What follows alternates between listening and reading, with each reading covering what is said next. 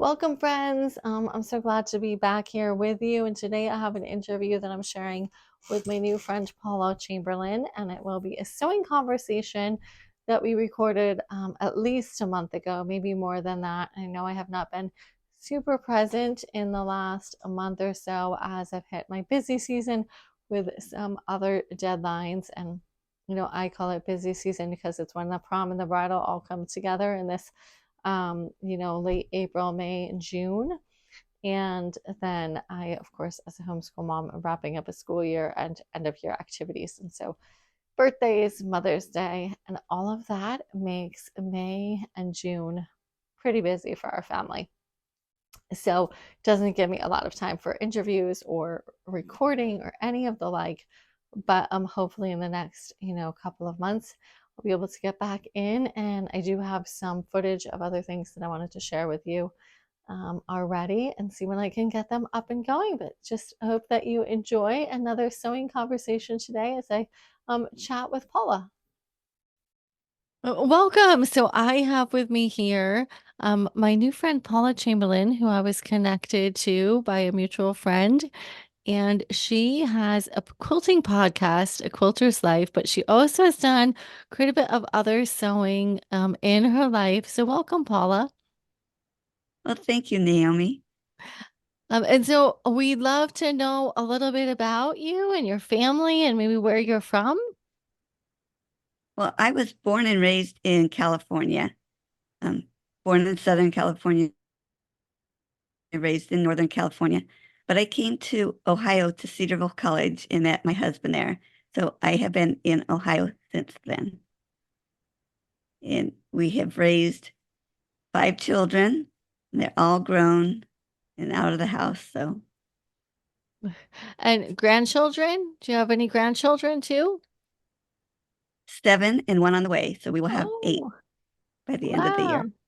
Congratulations. That's exciting for sure. Thank So you.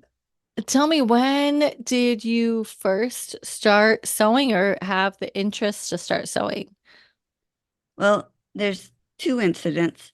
Um, when I was about 4th grade, my mom had me cut out squares to make a quilt, the rectangles around a 3x5 card. And I cut out a bunch of them, but sometime during that time we had to move to another town and those kind of disappeared. So I have no clue what happened to them, but it's a distinct memory of cutting out those rectangles.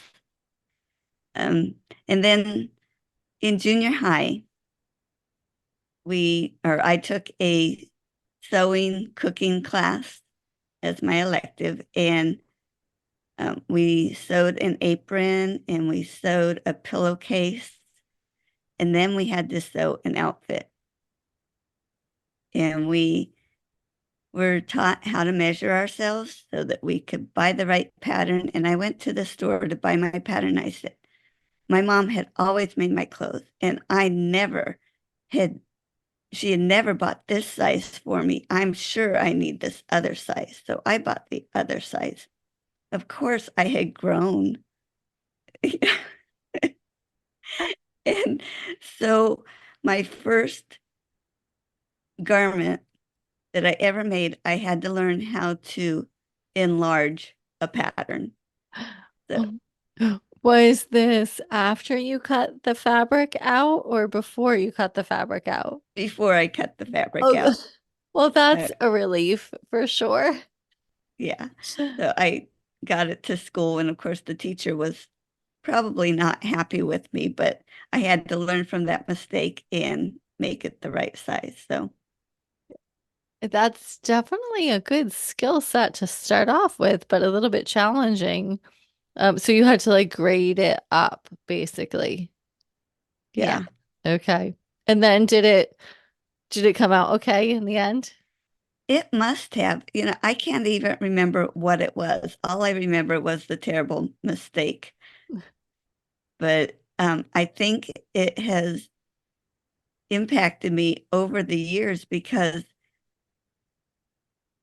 whenever I get a pattern of whether it's a garment or a quilt or whatever, my first thought is, how can I change this? I can't just follow the pattern.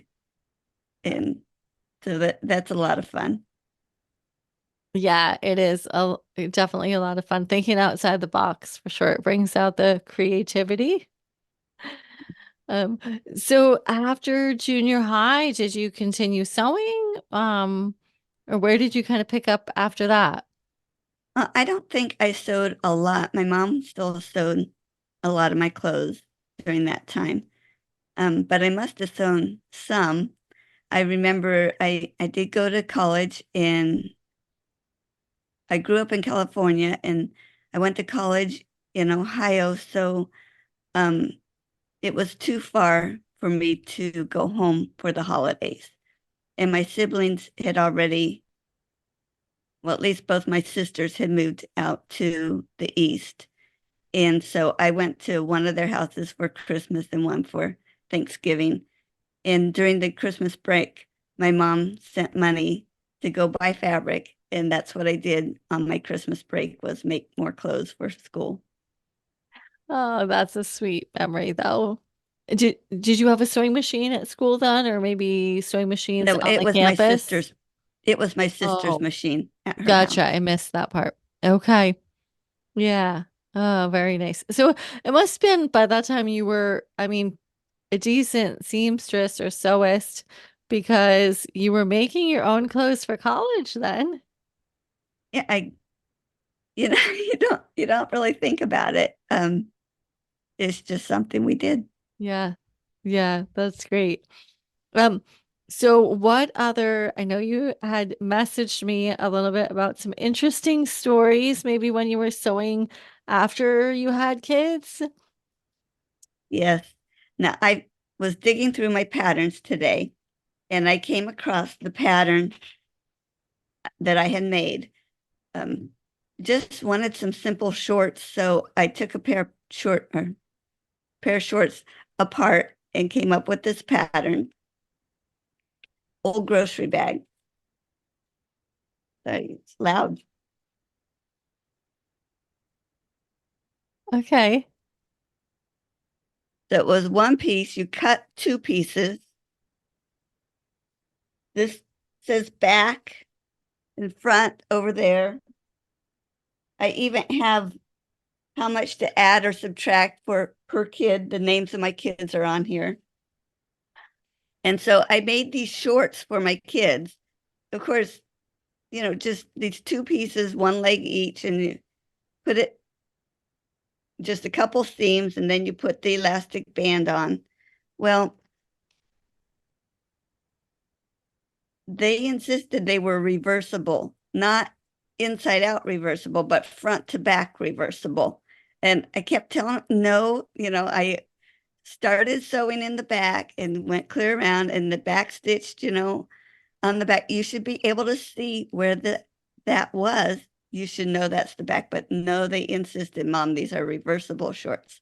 We can put them on this way or this way, which I still get teased. That was 30 years ago. I still Yeah. get teased about it.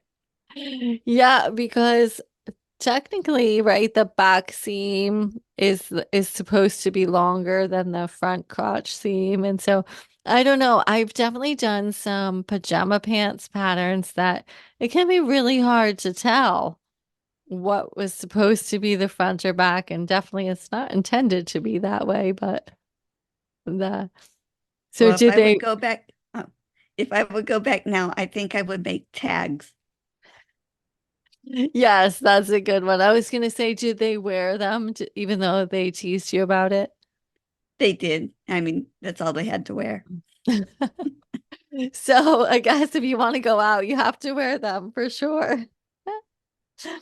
And then you mentioned something about a three-piece suit that you made. This must have been maybe when they were a little older. Well, when my oldest son was in college, I made him this three-piece outfit. And um, it was the coat and the pants and a vest. I couldn't find the vest. Um, these this was the pants, and see how wide they were. They're very wide at the bottom, And I put cord in those and cinched them up, or he could cinch them up. They didn't have to be cinched. And then I found this costume of a, a priest costume. But what I really liked, I don't know how much you'll see or how much other people can see, but what I really liked was on um, the back of the um, Yeah. coat was tailored and Yes. just nice. So I really liked that. But I changed this pattern went down the front, had buttons down the front, but I changed it to be overlap and be a double-breasted coat. So, Okay. like I said, I can't follow, just do what it says. So I made it double-breasted and put military-looking buttons down it, think, and I put epaulets on the shoulders um, and then I lined it in red. It was a gray coat and it was lined in red. And he would wear it to class. I think no, he was not wearing that. Never mind. I'm sure he was wearing it when he met his future wife. Aw, that's very sweet. Yeah. Was it complicated to alter that one as far as the front lapel? I've never, because I haven't made a lot of jackets. I didn't This pull it out to see what it looks like. Like that was 20 years ago, but um, I think the pattern um, had it so it folded there in the center and it went back okay. up. So I may have used that to go clear across Hmm. and then just made a facing myself on it. Yeah. As we were talking, I was thinking, so during this time when your kids were young and you were sewing for them, did you ever sew for other people for like alterations or for mending or anything else? I was No, okay. I don't mend. That's a true confession, right? So when was it that you started quilting? What kind of inspired that? Well, for a few years, uh, we're from Ohio and we've lived in Ohio a long time. But for a few years, the Lord had us down in Charlotte, North Carolina. And I met a friend down there, and her mother-in-law gave her a bunch of her husband's baby clothes, wanting her to make a quilt with them. So I went to the library and I looked up some stuff and I decided I would make a quilt for my grandkids. And that friend made some quilts around that time, but she never made one out of those baby clothes. And so that's what got me started quilting. I saw an ad that there was a couple ladies going to do a demonstration at the community center. And so another friend and I went to that, and then we ended up signing up for their class. Oh, So that was in about 2011. So I haven't been quilting all that long. how many quilts have you made in that time?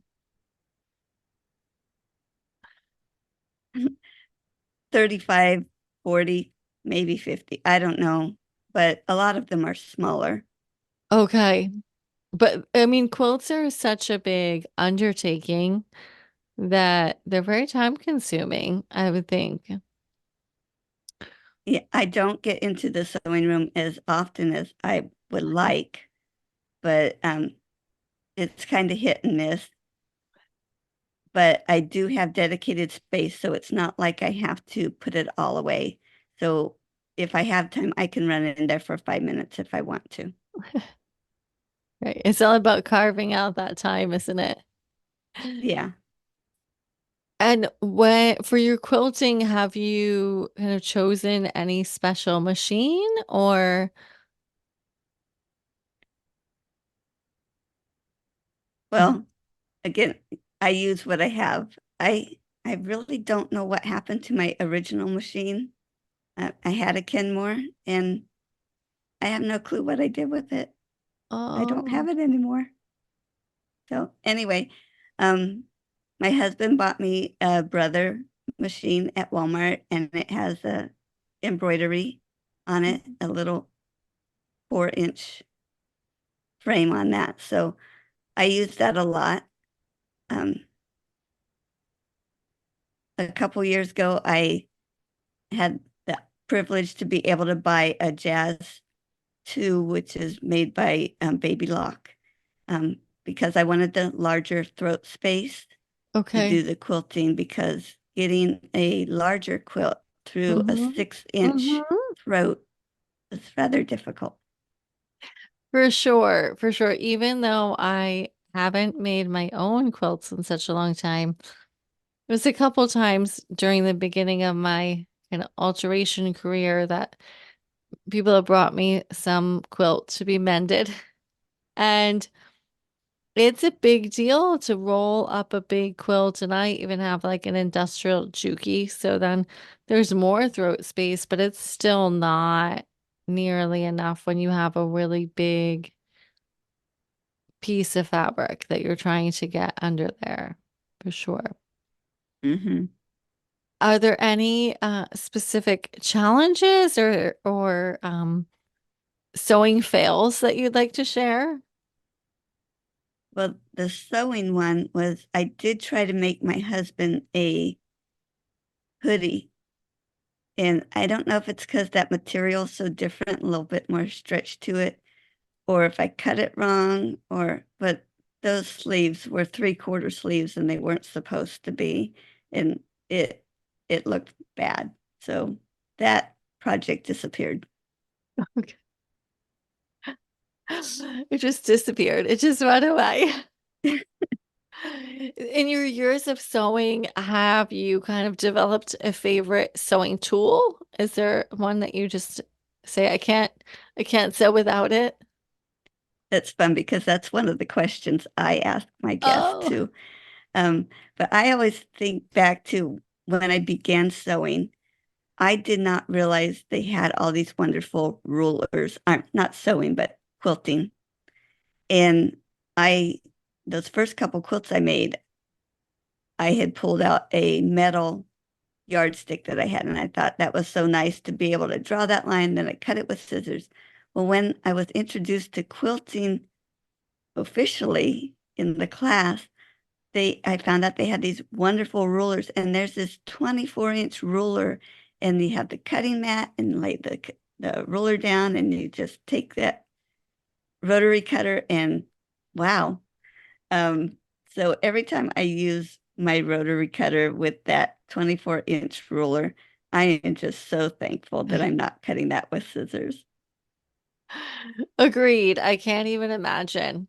That reminds me of, so I make a lot of slip covers that I was telling you about before we started.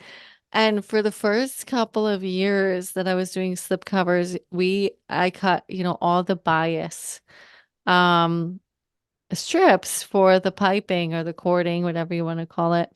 And my new slip covers are not even cut in fabric, and I was cutting them all by hand. And then I spent the money and I got an electric rotary cutter, one that you plug in. And I was like, what? Why did I never do this before?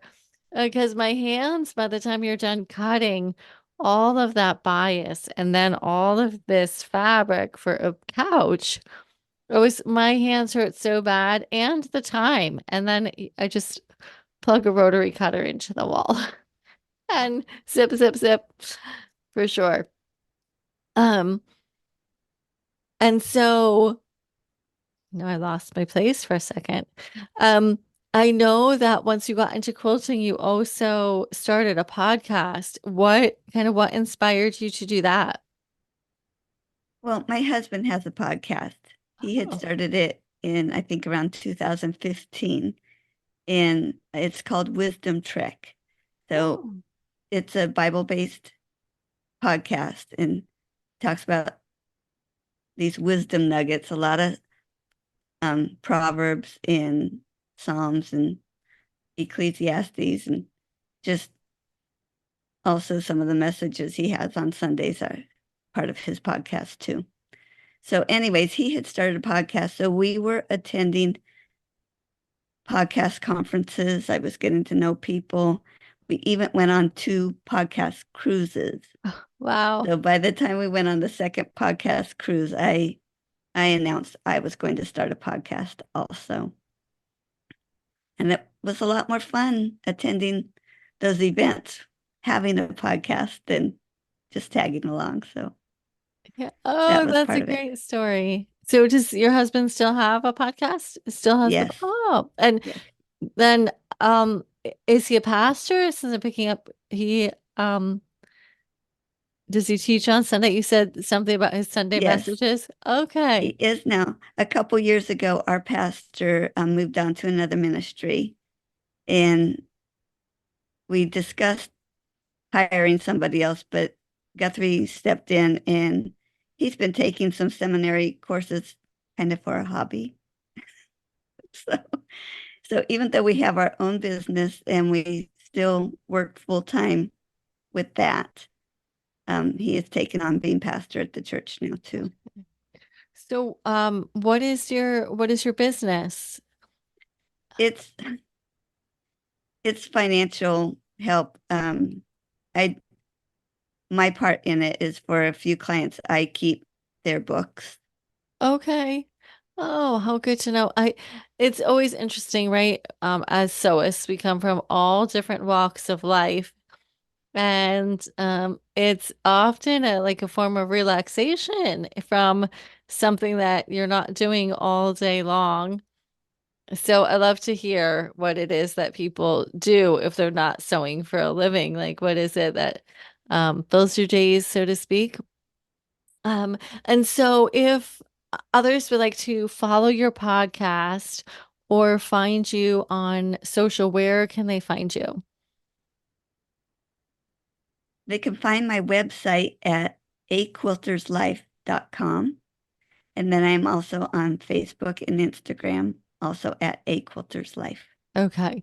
And the name of your podcast is A Quilter's Life, correct? Yes. Yes. There And is another podcast called A Quilting Life, and Google oh, wants to take you there. And that's another wonderful podcast, but mine is with the ER, A Quilter's Life. okay, good to know. And I'm going to put all of the links directly into the show notes so then it'll be easy to just click through and follow Paula if you would like to. So, Paula, thank you so much for joining me. It was so nice to get to know your sewing story and how that all came about among the fails and the wins and where you are today. So, just thanks for joining me. Thank you for having me on, Naomi. This was really fun.